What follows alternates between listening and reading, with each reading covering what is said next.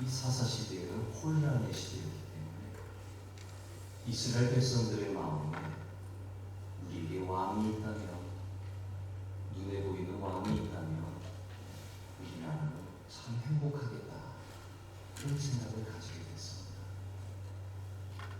여기에 하나님이 응답을 하셨습니다. 그리고 세운 사람이 사울입니다. 이 사울은 외모가 뛰어나고 카리스마가 있어요.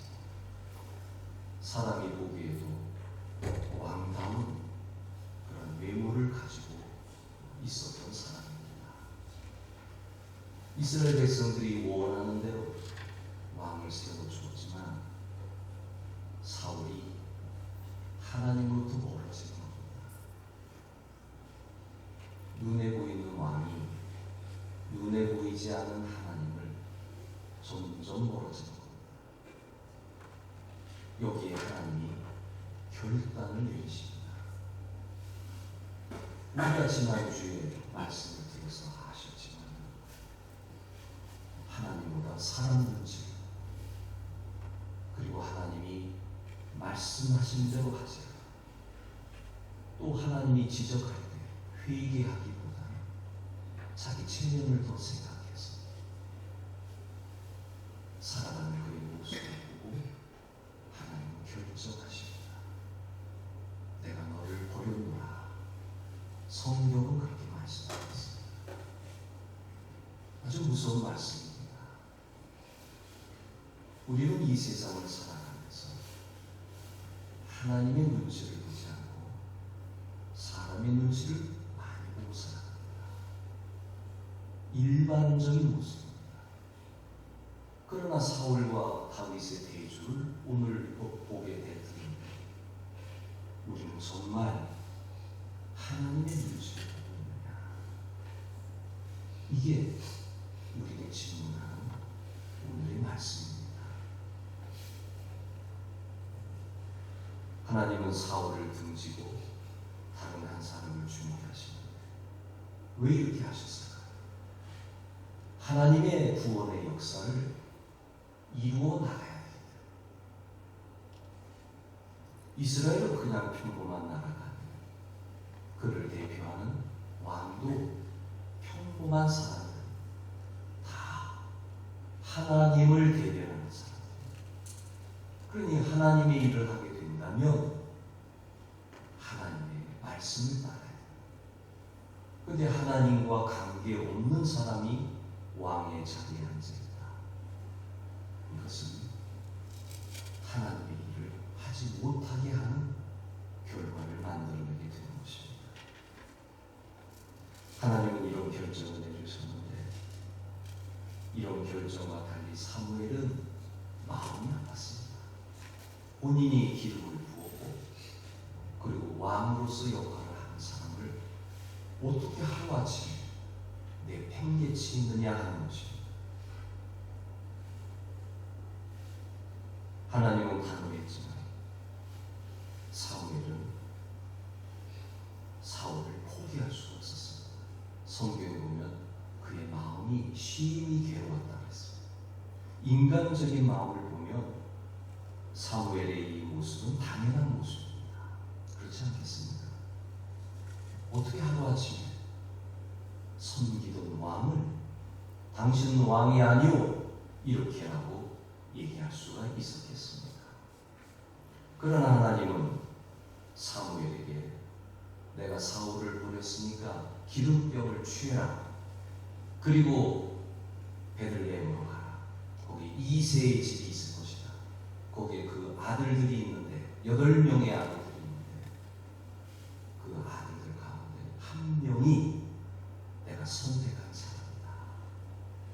하나님께서 강경하게 말씀하시니까 결국 사무엘이 움직이게 됩니다. 우리는 종종 모든 사람을 끝까지 붙들고 가야 한다고 생각합니다. 사무엘과 똑같은 마음을 가지게 됩니다. 물론 포기하지 않는 것도 중요합니다. 사랑은 오래 참습니다. 모든 인류가 구원받기까지 내가 인내한다고 하나님은 말씀하셨습니다. 그러나 성경은 동시에 분별도 가르칩니다. 바울은 디모데 제자에게 악한 자를 멀리하라. 악할지라도 같이해야 되지 않겠습니까? 변화시켜야 되지 않겠습니까? 그러나 그것은 마치 감자 포도에 감자 자루에 썩은 감자 하나가 모든 것을 썩게 하는 것처럼 그런 결과가 주어지게 되는 하나님이나 바울이나 여러분이 잘 아셔야 됩니다. 이건 인간적인 결정이 아닙니다. 하나님의 일을 하는 데 있어서 하나님의 일을 만들어가는 데 있어서 이런 결정이 내려진다 하는 사실입니다. 하나님은 회개하는 사람을 도와주십니다. 그런데 사울이 어떻게 했습니까? 회개를 거부했습니다. 하나님을 대적했습니다. 하나님 말씀을 따르지 않았습니다. 이런 사람을 끝까지 붙드는 것은 사랑이 아니라 방종입니다. 우리의 씨름은 혈과 육에 대한 씨름이 아닙니다. 영적인 싸움입니다. 이 싸움을 우리가 안 가면 바른 결정을 내려야 되는 것입니다. 참된 사랑은 때로 건강한 거리를 둘 줄 알아야 합니다. 하나님의 뜻에 맞지 않는다면 우리는 하나님께 기도해야 됩니다. 하나님의 인도하심을 구해야 되는 것입니다. 고 이어룡 교수가 손절해야 될 인간이 있다. 그런 글을 쓴 적이 있습니다. 그 가운데 세 가지가 있는데, 첫째로 자기 자랑만 늘어놓으며 타인의 아픔에 공감하지 않는 사람, 나만 사랑해요. 타인의 아픔에 대해서는 경계해야 합니다. 이런 사람은 멀리해야 된다. 두 번째로 필요할 때만 찾고 이득이 없을 때는 뒤도 안 돌아보는 계산적인 사람, 이런 사람은 손절해야 된다. 이건 제 표현이 아닙니다. 고 이어룡 박사의 표현입니다. 그 다음에 세 번째로는 늘 부정적인 말로 주변의 기운을 꺾는 사람과는 적당한 거리를 두는 것이 나를 지키는 것입니다 라고 얘기했습니다. 왜냐하면 부정적인 것은 늘 감염이 되거든요. 오늘 내가 행복한 사람, 이게 부정적인 말을 계속 듣다 보면 나는 불행한 사람이 되어버리는 겁니다. 이어룡 교수만 이런 얘기를 한 것이 아니라 요즘 TV에 잘 나오는 이호선 상담가도 나르시시스트적인 사람은 멀리해야 된다, 그런 얘기를 했습니다. 나르시시스트가 자기 사랑이 너무 강한 사람, 자신을 중심으로 관계를 이용하고 언제나 남 탓을 하고 상대방이 무너져도 나만 괜찮으면 된다, 그런 생각을 하는 사람, 타인을 철저히 망가뜨려서라도 나 자신을 빛나게 하려는 사람, 이런 사람을 자기 애가 너무 강한 그런 사람이라는 겁니다.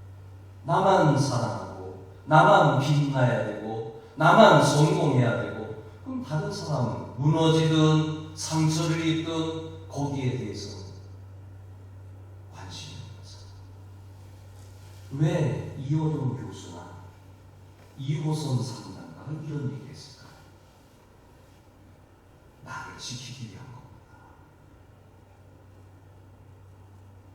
영적으로도 마찬가지입니다. 자기 뜻만 고집하는 사람, 하나님을 두려워하지 않는 사람, 회개하지 않는 사람, 공동체를 무너뜨리는 사람은 경계해야 되는 겁니다. 어찌해야 됩니까? 말로만 하지 말고 기도하시기 바랍니다. 하나님께 말씀드리시고, 그럼 누군가가 결정이 나겠죠. 우리는 우리의 신앙생활을 하는 데 있어서 이렇게 때로는 거리두기를 하는 것이 거룩한 겁니다. 때로는 단절하는 것이 이게 삶인 것입니다. 우리의 삶에 있어서는 사랑의 얘기를 많이 들었습니다. 그거는 유용합니다. 그런데 회개하지 않는다, 하나님의 뜻에 맞지 않는다면 이거는 우리가 바울 사도의 말씀과 또 하나님께서 이렇게 단호할 정도로 사울을 멀리하게 되는, 근데 기억하시기 바랍니다. 하나님은 사울을 그냥 내팽개치지 않았습니다. 보세요. 다윗이 기름 부음을 받습니다. 사울이 죽습니까? 안 죽습니다. 사울은 그대로 왕좌에 있습니다. 그 결과 다윗은 계속 괴롭힘을 당합니다. 제가 선교지에서 배운 게 바로 이겁니다. 우리는 기도할 때 이원론적으로 얘기합니다. 이거 아니면 저거, 그래 극단적으로 얘기합니다. 그런데 우리 하나님께서 세계를 움직이는 모습을 보니까 하나님은 있는 그대로 끌고 가시더라고요. 제가 우스리스크 시에서 사역을 할 때 얼마나 어려운 일이 많았겠습니까? 이렇게 기도하고 저렇게 기도하는데 하나님은 꼼짝하지 않으십니다. 믿음을 가지고 가는데, 능력자로 가는데, 하나님이 일하시는 방법은 끊어내는 것이 아니었습니다. 러시아에 왔으면 러시아의 법을 따라야 돼. 너는 이곳에 온 사람이야. 그러니 이 법을 따라서 인내해야 돼. 사랑해야 돼. 참아야 돼. 하루아침에 우스리스크 시의 법, 그리고 프리몰스키 연해주의 법, 그리고 러시아의 법, 그거 바꿀 수 없어. 만약에 그거 바꾸려고 한다면 하나님의 종말로 끝낼 거야. 근데 지금은 종말이 아니야. 그러니까 너가 있는 자리에서 힘들고 어려워도 그냥 살아. 그냥 복음을 전해. 너 할 일만 해. 이게 제가 선교지에서 첫 번째로 발견합니다. 우리는 보통 눈에 보이지 않으면 좋겠죠. 그냥 결정 났으면 좋겠죠. 하나님의 방법은 그게 아니에요. 그러기에 유지재단을 향하여 기도할 때 우리는 그냥 기도하는 겁니다. 구준성을 향하여 기도할 때 그냥 기도하는 겁니다. 언제까지입니까? 제가 다윗의 예를 들어드리겠습니다. 다윗이 하나님 마음에 합했다 했습니다. 하나님은 그 사람의 중심을 보신다 했습니다. 하나님은 다윗의 중심을 보셨습니다. 그 대표적인 예가 다윗은요, 왕좌에 관심이 있었습니다. 사울처럼 왕좌에 질질 끌려다니면서 백성의 눈치나 보고 하나님 말씀도 듣지 않고 그냥 이 왕좌에 또 자기 아들을 앉히려고 그렇게 하는 모습과 달리 다윗은 우선적으로 하나님과의 관계가 중요했어요. 하나님의 말씀하시는 대로 움직였습니다. 그 예가 오늘날 굴에 숨어 있는데, 사울을 피해서 굴에 숨어 있는데 사울이 용변을 부르고 그 굴에 들어온 거예요. 얼마나 저렇게 찼습니까? 부하들이 얘기합니다. 죽여버리시죠. 그때 다윗이 거절합니다. 만약에 다윗이 왕이 되는 것이 목적이었다면 그 자리에서 사울을 죽여버리고 왕자에 든든하게 올라갔을 것입니다. 그러나 다윗은 그렇게 하지 않았습니다. 이게 하나님의 사랑입니다. 이게 하나님이 다윗에게 본 중심입니다. 나는 사람을 외모로 보지 않는다. 나는 사람의 중심을 봅니다. 그 중심이 무엇입니까? 하나님의 눈치를 봅니다. 하나님께서 결정하시기. 이런 신앙인이 되기까지 그가 얼마나 훈련되었겠습니까? 우리는 다윗을 쉽게 얘기합니다. 부와 존귀를 얻은 다윗을 쉽게 얘기합니다. 그러나 그는 정말 위대한 신앙입니다.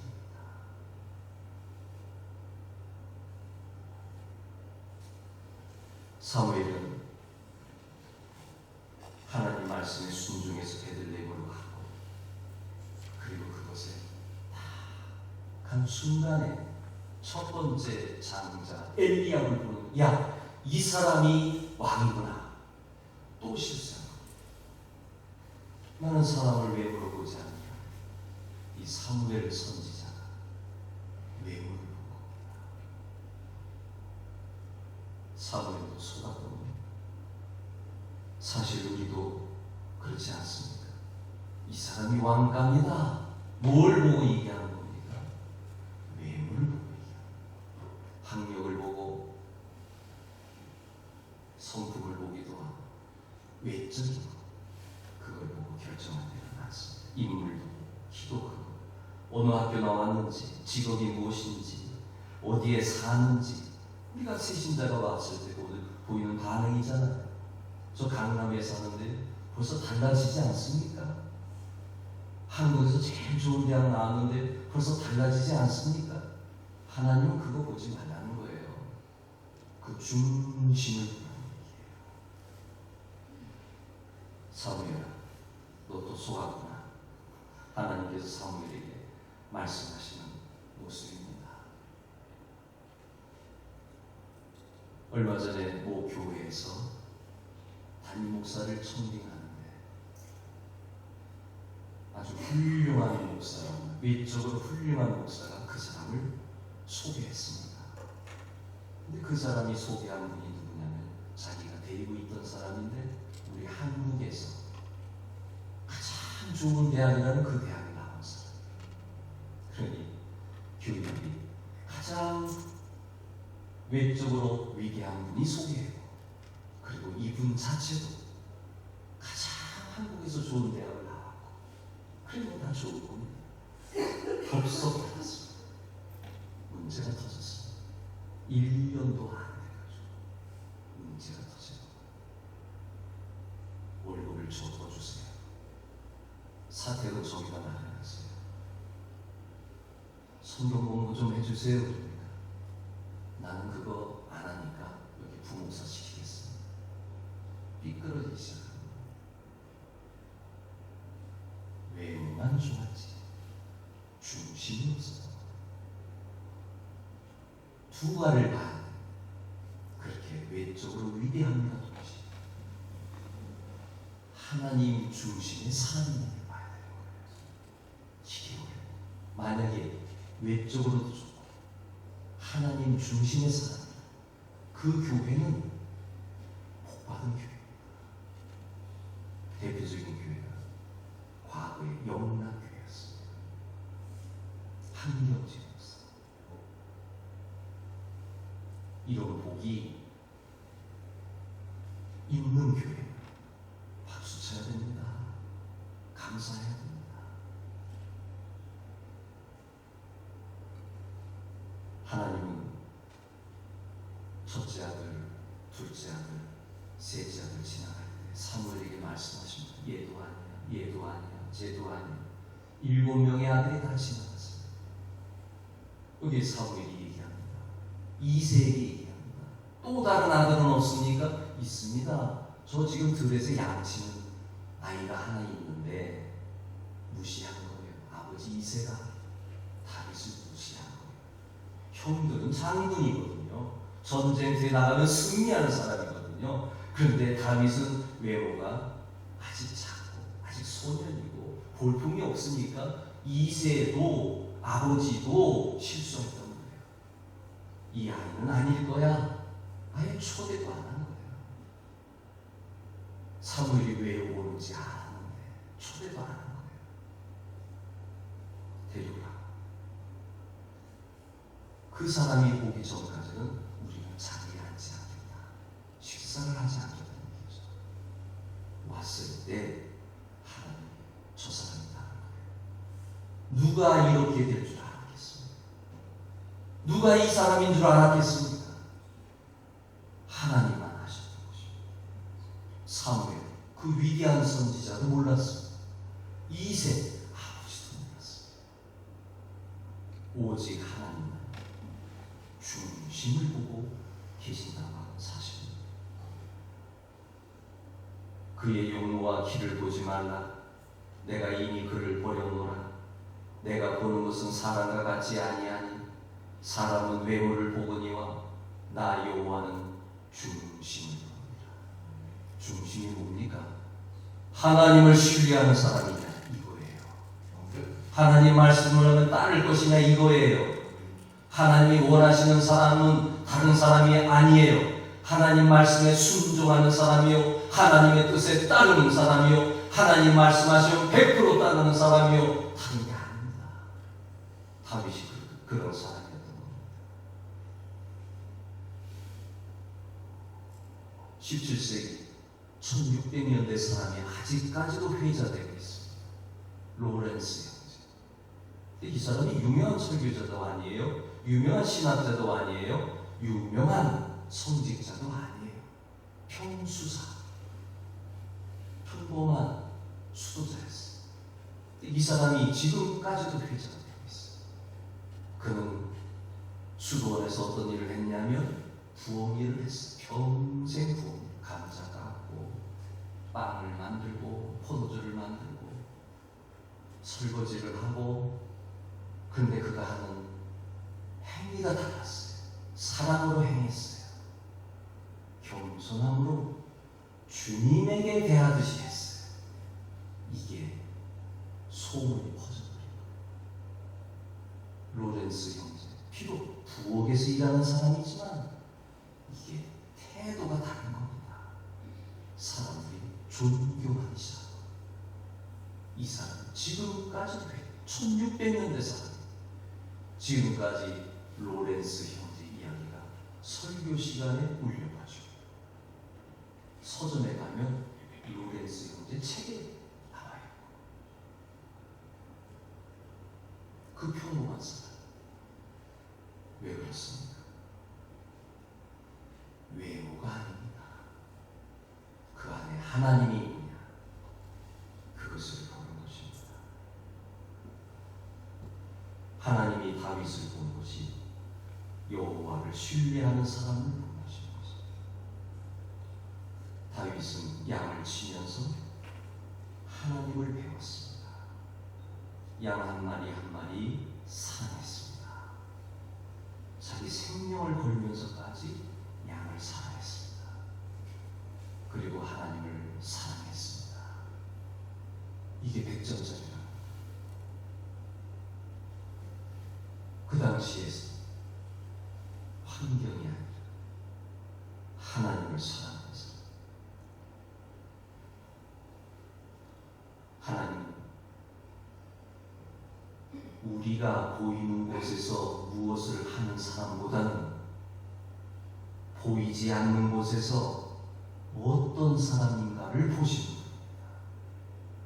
이걸 보통 드러내잖아요. 연말이 되면 사랑의 열매 돈 내러 나가잖아요. 근데 가끔 가다가 경찰서 앞에 돈 봉투 그냥 던져주고 가는 사람이 있어요. 몰래 하고 싶은 거죠. 이런 사람을 하나님 보시는 거예요. 대대적으로 TV에서 무엇을 했다, 무엇을 했다, 이건 그 자기 영광 다 가져가는 것이고, 하나님이 원하는 사람은 왼손이 하는 것, 오른손이 모르게 예수님의 말씀입니다. 다윗이 목동 시절에 배웠던 하나님 신뢰, 그가 어느 날 골리앗을 만났습니다. 그때 나는 만군의 여호와 이름으로 갑니다 할 때 그 신앙이 그 자리에서 나왔을까요? 아니에요. 이미 목동 시절에 훈련된 게 자연스럽게 나오는 거예요. 나는 하나님 보고 나간다. 그렇게 어려서 훈련되었기 때문에 아무리 위대한 골리앗 장군이라 할지라도 이거 동화 얘기 아닙니다. 다윗이 그런 사람이었습니다. 외모가 작았습니다. 그냥 목동이었습니다. 그 당시 군인도 아니었습니다. 있습니다. 그러나 하나님을 중심에 모시니까 만군의 여호와 이름으로 가노라라고 외치고 갔던 사람입니다. 그가 무기가 어디 있습니까? 방패가 어디 있습니까? 갑옷이 어디 있습니까? 그의 몸에 맞지 않는다고 했잖아요. 그의 손에는 돌팔매질밖에 없었습니다. 그 안에 사람이 보지 못하는 만군의 여호와가 있었습니다. 그냥 우연히 믿음이 만들어진 게 아닙니다. 훈련되고 연단되고 그러기에 우리가 나이가 40, 50이 되면 내 얼굴을 책임져야 된다는 얘기가 있잖아요. 우리의 신앙이 그런 겁니다. 내가 나이가 들으면 들어갈수록 내 신앙에 책임적인 사람이 되어야 되는 거예요. 내 스스로가 눈에 보이지 않는 하나님과의 관계, 이게 드러나야 된다고 하는 사실입니다. 그러기에 하나님을 신뢰하는 다윗에게 있어서는 왕의 자리, 그거 중요하지 않았습니다. 그러기에 그의 삶을 보면 어느 정도로 하나님 중심의 사람입니다. 자, 사울은 왕입니다. 다윗은 기름을 부음을 받았는데도 왕이 아닙니다. 이제 사울에게 악한 영이 들어가게 됩니다. 이제 그로 말미암아 다윗을 죽이려고 합니다. 그러는 가운데 다윗은 쫓겨다닙니다. 이 동네 저 동네 이 지역 저 지역 심지어는 다른 나라까지 도망가게 됩니다. 그 도망다니는 상황에서 자, 비교해 보시기 바랍니다. 다윗은 어떻습니까? 평안합니다. 괴롭지 않습니다. 사울이 쫓아와도 괜찮습니다. 우리 지난 수요일날 말씀 들었죠? 내 영혼은 평안하다. 어머니 뱃속에 있는 아기처럼 내 영혼은 평안하다. 왜 그랬을까요? 하나님이 함께하는 사람입니다. 그러나 사울은 어떻습니까? 시기와 질투와 욕망과 왕자리를 지키기 위해서 끊임없이 다윗을 죽이려고 하는 그런 모습. 여러분, 누가 더 지금 높은 자리에 있습니까? 사울이 눈에 보이는 왕입니다. 이 정도 되면 여유가 있어야 되지 않습니까? 평안해야 되지 않습니까? 군대도 있습니다. 백성도 있습니다. 평안해야 되지 않습니까? 그런데 악한 영이 들어가고 성령이 떠나가므로 말미암아 그의 마음은 지옥불이 되어진 것입니다. 이것을 아셔야 됩니다. 어느 자리에 있느냐가 중요한 게 아닙니다. 어느 위치에 있느냐가 중요한 게 아닙니다. 성공했느냐가 중요한 게 아닙니다. 여기 다윗처럼 여호와의 영이 다윗에게 임하였느니라, 이게 중요한 것이에요. 이미 하나님의 사람인데 여호와의 영까지 들어왔어요. 평안이 넘쳐나는 겁니다. 괴롭힘을 당해도 평안한 것입니다. 힘든 일을 당해도 평안한 것입니다. 이 상태가 돼야 하나님, 내가 너를 볼 때 마음에 합한 그 이유는 뭡니까? 다윗은 하나님 붙잡고 있었거든요. 괜찮아요. 하나님이 계셔서 괜찮아요. 하나님이 결정하실 일이에요. 하나님이 움직이실 일이에요. 얼마나 위대한 신앙입니까? 사울의 실패는 다르지 않습니다. 첫째는 하나님 말씀을 듣지 않은 것이고, 둘째는 여호와의 영이 떠나기. 껍데기는 화려하죠. 왕입니다. 내적으로 완전히 파괴됩니다. 우리는 이걸 아셔야 됩니다. 다윗은 늘 하나님의 사람, 속이 평안하고 든든하고 거기에 여호와의 영까지 들어왔습니다. 얼마나 대단한 사람이 됐겠습니까? 성도 여러분, 우리는 오늘 다윗을 통하여서 하나님께서 중심에 두는 사람. 근데 다윗과 같은 사람들이 의외로 많아요. 허드슨 테일러, 이분이 주의를 하다 보니까 하나님의 일은 하나님의 방법을 할 때 하나님이 공급해 주시고 결코 부족하지 않다. 경건합니다. 하나님의 일은 하나님의 방법. 그리고 그의 후배 선교사들은 얘기합니다. 나는 하나님을 위해 일하려고 애쓰는 것을 멈추고 하나님께서 내 안에서 일하시도록 배우기 시작했다. 유명한 말씀입니다. 그러기 이 허드슨 테일러를 통한 중국 선교는 그 당시로서는 놀라운 결과를 낳았어요. 허드슨 테일러가 모시는 선교사들은 학력이 별로 좋지 않았어요. 그 당시 선교사가 되려면 대학을 나와야 됐어요. 그러나 허드슨 테일러는 그게 우선이 아니다. 하나님 중심이 우선이다. 여자든지 학력이 부족하든지 하나님 중심만 있다면 선교사를 뽑았어요. 그리고 위대한 중국 선교를 만들어야 되는 겁니다.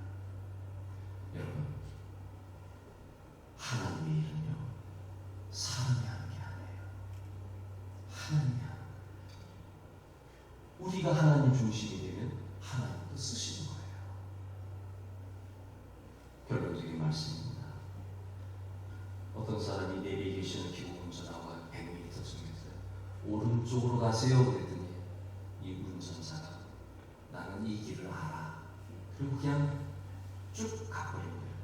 그럼 내비가 늘 하는 얘기가 뭡니까? 통로를 이탈하였습니다. 괜찮아. 나는 내가 이 길을 알아. 그리고 또 쭉 가는 거예요.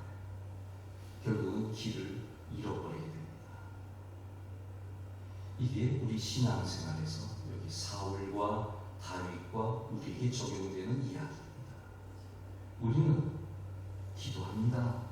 성경도 읽습니다. 설교도 듣습니다. 그런데 점차 하나님께서 말씀하시면 주님 그건 아니잖아요 라고 얘기합니다. 그리고 내 생각대로 믿고 나가. 이게 남의 얘기가 아니에요. 우리의 얘기고 바로 사울의 얘기였습니다. 그런데 다윗은 어땠습니까? 왼쪽으로 가세요? 알겠습니다. 오른쪽으로 가세요? 알겠습니다. 직진으로 가세요? 알겠습니다. 다윗은 여러분 사무엘서 읽어보세요. 하나님께 계속 물어봅니다. 이거 해도 될까요? 저거 해도 될까요? 제가 머릿속에 이미 담길 정도로 다윗은 계속 물어봅니다. 그러니까 제 머릿속에 기억이 남는 거예요. 올라갈까요? 내려갈까요? 전쟁할까요? 말까요?